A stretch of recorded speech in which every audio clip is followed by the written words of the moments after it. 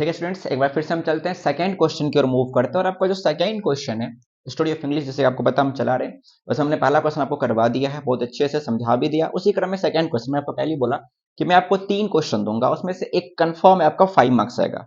हाँ, इसी क्रम में उसका जो दूसरा प्रश्न है स्टडी ऑफ इंग्लिश का, जो फिक्स से आएगा, इस 3 में से एक पक्का आएगा। क्वेश्चन क्या आपका, discuss English as a world language. आपके पेपर में चाहे इंग्लिश को वर्ल्ड लैंग्वेज दे के दे, चाहे इंग्लिश को बोले ग्लोबल लैंग्वेज, चाहे वो बोले आपको इंटरनेशनल लैंग्वेज, कुछ भी बोले, इस तीनों में से कुछ भी पूछेगा आपका उत्तर यही रहेगा। जैसे कि आपके पेपर में discuss English as a world language तो अभी यही लिखेंगे, discuss English as a global language तो अभी यही लिखेंगे, और discuss English as a international language तो अभी यही लिखेंगे। ठीक है, चाहे वो विश्व की भाषा हो, चाहे वो वैश्विक भाषा हो, चाहे वो अंतरराष्ट्रीय भाषा हो, एक ही आंसर होगा। ठीक है, चलिए देखिए समझते हैं क्या। English is an international language. अंग्रेजी एक अंतरराष्ट्रीय भाषा है। बिकॉज, क्योंकि, क्योंकि इट इज स्पोकन, यह बोला जाता है ऑल ओवर द वर्ल्ड, सारे संसार में, पूरे संसार में।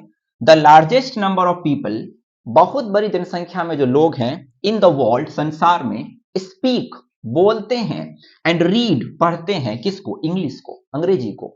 ऑलमोस्ट, यहां तक कि ऑल फॉर्मर कॉलोनीज, जितने भी पुराने उपनिवेश हैं ऑफ ब्रिटेन, जो कि ब्रिटेन का आपको पता है ना कि जो इंग्लैंड है, उन्होंने बहुत सालों तक हम पे भी शासन किया, बहुत सारे देश पे भी शासन किया। तो अंग्रेज जो इंग्लैंड था उसके पास बहुत सारे कॉलोनी थे। कॉलोनी क्या था बच्चे, जब एक राष्ट्र पे कोई राष्ट्र अधिकार जमाकर उसके सारा चीज का उपयोग खुद करता है, उसका मालिक बन जाता है, उसका हर चीज उसी के अधिकार में होता है, तो उसको बोलते हैं कि वो जो राष्ट्र है वो किसी दूसरे राष्ट्र का उपनिवेशवाद है, कॉलोनी। जैसे कि इंडिया जो था, जब इंग्लैंड ने 200 वर्ष तक शासन किया हम पे, तो उस टाइम में हम लोग इंग्लैंड के कॉलोनी थे, उपनिवेशवाद थे। तो जितने भी फॉर्मर, पुराने, पहले जितने भी फॉर्मर उपनिवेशवाद ऑफ ब्रिटेन, ब्रिटेन के जो थे, हैज इंग्लिश, उन सब के लिए English as an important language. England हमको एक चीज सिखा के जरूर गया, उसने हमको अंग्रेजी दिया कि अंग्रेजी को इंपोर्टेंट मानो, क्योंकि उसकी जो मातृभाषा थी वो खुद इंग्लिश थी। तो वो यहां पर इंग्लिश को कंपलसरी किया, उसी इंडियंस को जॉब देता था जो उसकी, पहली बात उसकी समर्थन में रहता था, जो उसका जैसा वो कहे वैसा करता था, और दूसरी बात उसको अंग्रेजी का ज्ञान था, उसी को वो जॉब दे रहा था। और आपको बात पता होना चाहिए बच्चे कि कहीं ना कहीं हमारे जो राष्ट्रीय आंदोलन थे उस टाइम में हमारे नेताओं को इंग्लिश का नॉलेज, इसका मतलब था कि हमारे नेताओं को अंग्रेजी का ज्ञान था, क्योंकि अगर अंग्रेजी का ज्ञान नहीं होता तो हम उसके प्लान को समझ नहीं पाते, चाहे वो चंद्रशेखर आजाद हो या फिर महात्मा गांधी खुद, एक, क्योंकि वो भी तो ब्रिटेन से ही पढ़ के आए थे, है ना, तो वो हो गए, है ना। तो कहीं ना कहीं जितने भी नेताएं थे उन सबको अंग्रेजी का ज्ञान था, तभी तो वो इंग्लैंड के प्लान को समझ पाते।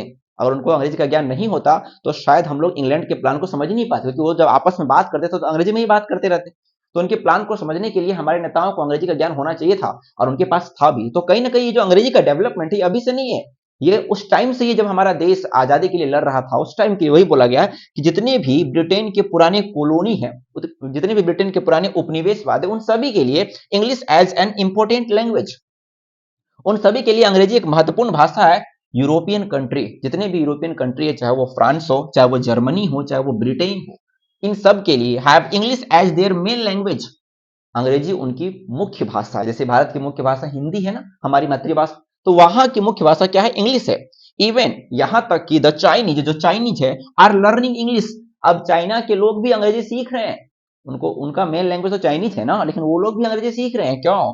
बिकॉज टू compete, साथ चलने के लिए, किसके साथ, विद द वर्ल्ड, इस संसार के साथ, इन मॉडर्न एज, वर्तमान समय में संसार के साथ चलने के लिए चाइना के लोग भी क्या कर रहे हैं, अंग्रेजी सीख रहे हैं। इनफैक्ट हम भी तो सीख रहे हैं ना, फिर देखा मैंने आगे, इन एशियन कंट्री, यहां तक कि जो एशियन कंट्री, जब हम लोग हैं, भारत है, पाकिस्तान है, नेपाल है, बांग्लादेश है, श्रीलंका है, जो एशियन कंट्रीज हैं, उसमें भी द फ्यूचर ऑफ इंग्लिश, जो अंग्रेजी का भविष्य है, इज ब्राइटर, चमकीला है, डे बाय डे, हर दिन, दिन बाय दिन अंग्रेजी का फ्यूचर चमकीला होता जा रहा है। एशियन कंट्री में भी आप देख रहे हैं, भारत में भी कितने ज्यादा अंग्रेजी पर जोर दिया जा रहा है।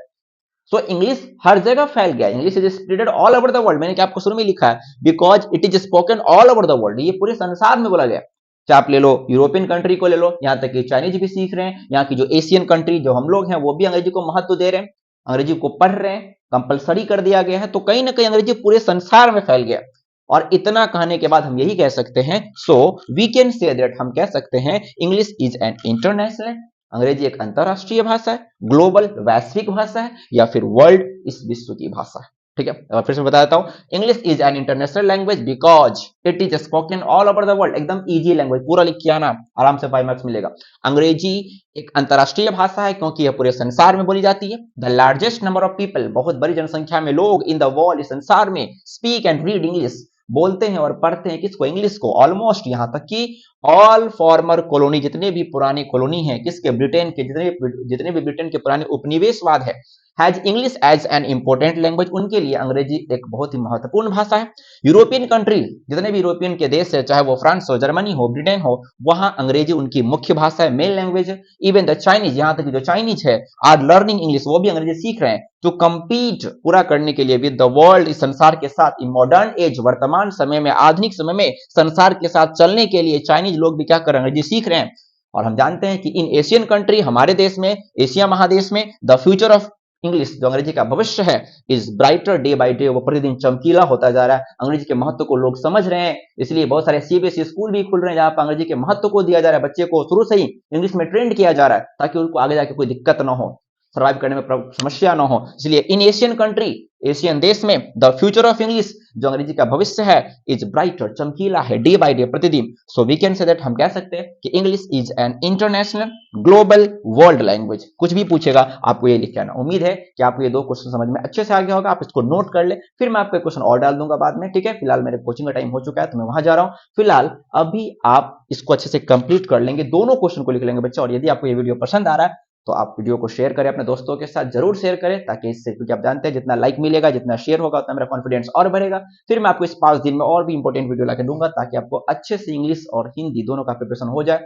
बाकी ऑल द बेस्ट, एग्जाम के लिए अच्छे से तैयारी करते रहिए, खूब मेहनत करिए, 5 दिन एकदम अच्छे से डटे रहिए, खूब दिन रात एक कर दीजिए, क्योंकि यही 5 दिन का रिवीजन आपको एग्जामिनेशन में बहुत अच्छे मार्क्स ले आएगा। जहां आपकी कमियां हैं उसको आराम से स्ट्रॉन्ग करते रहिए, जो आपका स्ट्रॉन्ग चीज है उसको रिवीजन करिए, और जहां पे कमी लगे उसको हल्का सा जो वहां पर जोर डालिए। ठीक है, बाकी अभी नया पढ़ने की आवश्यकता है नहीं, कुछ जो मैं आपको दे रहा हूं इंपॉर्टेंट उसको आप पढ़ के जाइए। एग्जामिनेशन में पक्का उम्मीद है कि इसमें से आएगा, निश्चित आएगा, आप देख रहे हैं एग्जाम में।